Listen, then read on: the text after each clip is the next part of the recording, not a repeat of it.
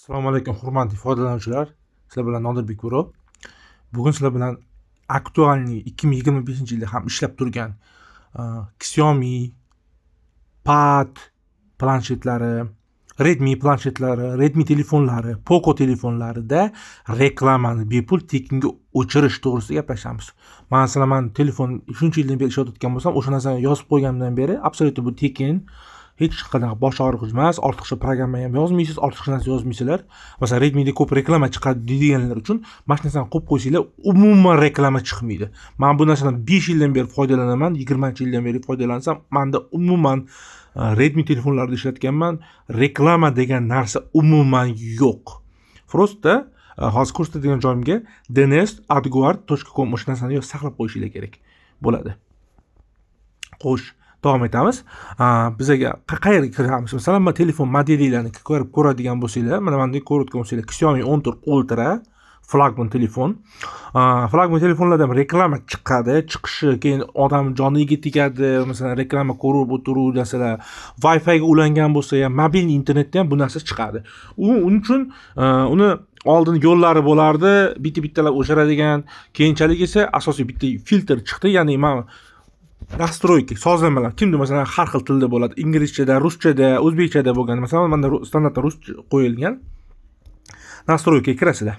Настройка degan joyni ko'rasizlar, mana shunday joydan. Pastga tushganingizda mana shu joyda mana o'zi ko'rinib turibdi. Другие способ подключения. Mana shunga kirasizlar. Bunga kirganingizdan keyin mana bu yerda Частный DNS server degan bor. Shaxsiy, ya'ni shaxsiy shunaqa desa ham bo'ladi. Mana shu joyga kirganingizda ko'pchilikda отключен turadi, o'chib turgan bo'ladi.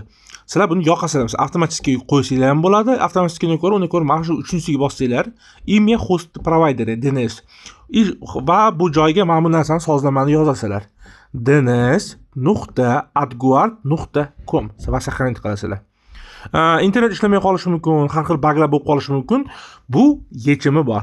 Telefoningizni olasiz, bitta перезагрузка qilib olasiz. Shuni sozlamani saqlab qo'ygandan keyin telefoningizni o'chirib yoqasiz va internetingizni ham o'chirib yoqing iloji bo'lsa, telefon o'chirib yonganda. Undan keyin ishlatib ko'rasizlar. Internet ishlab ketishi kerak. Bu narsa endi qolgan respublikalarda, qo'shni respublika Qozog'iston, Tojikistonlarda qanaqaligini bilmadim, lekin O'zbekistonda yaxshi ishlayapti. Qirg'izistonda ham yaxshi ishlayapti deb aytishdi o'tdagi podpischiklar. Rossiya Federatsiyasini aytadigan bo'lsam, ishlamasligi mumkin bu narsa. Chunki internetinglar umuman ishlamay qolishi mumkin, chunki Rossiyada ayni paytda urush bo'layotganligi tufayli, sanksiya yoki qattiq narsalar tufayli o'tda blokirovka narsalar qo'yib qo'ygan bu narsaga. Ya'ni bu narsani sizlar qilib qo'ysanglar, u polnis internet ishlash narsasini o'chirib qo'yishi mumkin. Rossiyada bo'ladiganlar bu narsani tekshirib ko'ringlar. Buni bir nechta yo'llari ham bor, ya'ni har xil narsa qilish. Bu nima ham bo'ladi? Bu narsa filtr vazifasini bajaradi. Ya'ni AdGuard degan o'zi mana shu sayt bor. Mana shu sayt orqali narsa o'tadigan bo'lganda, sizlarga Wi-Fi orqali kelayotgan signalda reklamani, ya'ni reklama o'shani polni o'chirib beradi tekinga. Faqatgina sizlar masalan ko'rayotgan narsalarni internetda YouTube'da deylik, kino ko'ryapsizlar yoki bironta klip ko'ryapsizlar, orasida reklama darajalarini chiqib qolishi mumkin. Masalan, YouTube'da deylik, o'sha narsani keyin yo'q bo'ladi. Telefonni o'zida ham Xiaomi telefon, Xiaomi telefon, Redmi telefon, Poco telefonlarda umuman chiqmaydi. Umuman chiqishdan to'xtab qoladi, chiqmaydi ham. YouTube'da ko'radigan bo'lsanglar ham, qolgan respublikalarda ham aytadigan bo'lsam, mana shu narsalar bilan ko'rsanglar, reklamalar o'chib bo'ladi. Reklama narsasini ko'rmaysizlar. Men o'zimni shaxsiy narsalarga kelib chiqadigan bo'lsam, hozir oldingizga ko'rsatib bersam bo'ladi. YouTube'ga kirib masalan bironta masalan mana shu yerda o'zlarida yes reklama degan joyi bo'ladi. Masalan, ichiga kirasizlar. Men hozir ko'raylik mana shu narsani.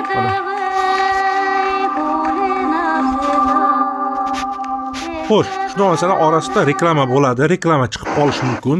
Ko'pchilikka ma'lum bu narsa.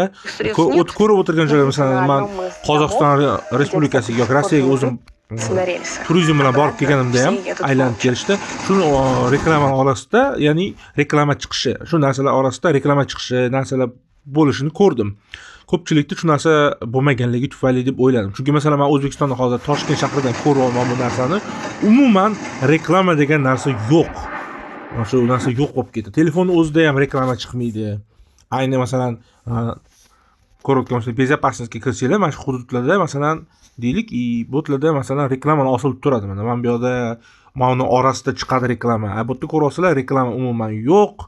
Bemalol olib telefonni ishlatasizlar, maza qilib ishlatasizlar. Prosta mana shu narsasini bilib olinglar. O'rtoqlarga ham, do'stlaringizga tashinglar bu haqida videoni.